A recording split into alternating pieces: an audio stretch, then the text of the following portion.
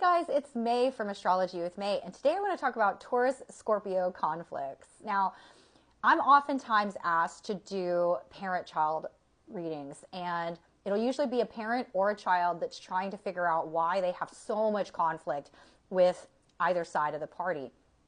And while I usually use a synastry method or some sort of composite method to read these charts, I would mention that right off the bat, if I know that I'm talking to a Taurus who's having an issue with a Scorpio and vice versa, I've got to really think about my messaging a certain way. And that is because Taurus Scorpio conflicts can be epic. Now, both are fixed signs, and fixed signs are typically known for many things, not the least of which is being stubborn. But the nature and the nuance of the stubbornness, as well as how they handle conflicts, can be very complicated to navigate. And as an astrologer, you really have to be a diplomat. Now, a pure Taurus, ignoring all other aspects, will tend towards what I would consider very black and white thinking. And they can be very black and white on the things that they feel very strongly about, such that anything left or right of that is a no-go.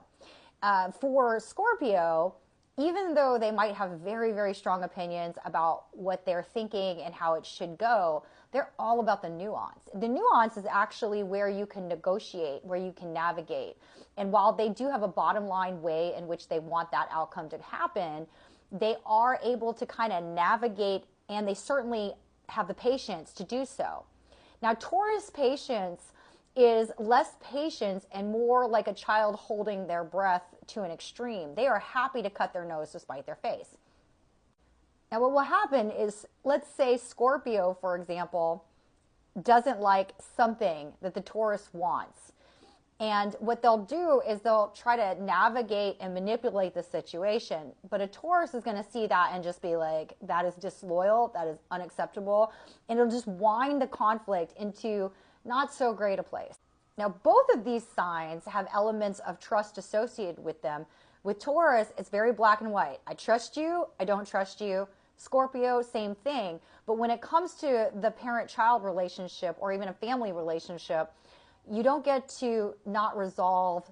Now, as an astrologer, you sometimes have to navigate this and get a sense for where in the arc of the conflict a parent-child might be or some sort of relationship family member might be, and just stay out of it. But what you'll see it manifest as is the Scorpio will try to ask you questions that are more related to how do I manipulate the Taurus into my way of thinking, and the Taurus will try to like get the shadow side of every positive trait of the Scorpio, which isn't necessarily what you're trying to say as an astrologer. And what's inspiring me to make this video is that the major way that I see these conflicts resolve is because of mortality. In other words, one of the two, especially in a parent-child relationship, gets to an age where they're finally more interested in resolving the conflict than they are in being right or wrong or even getting their way.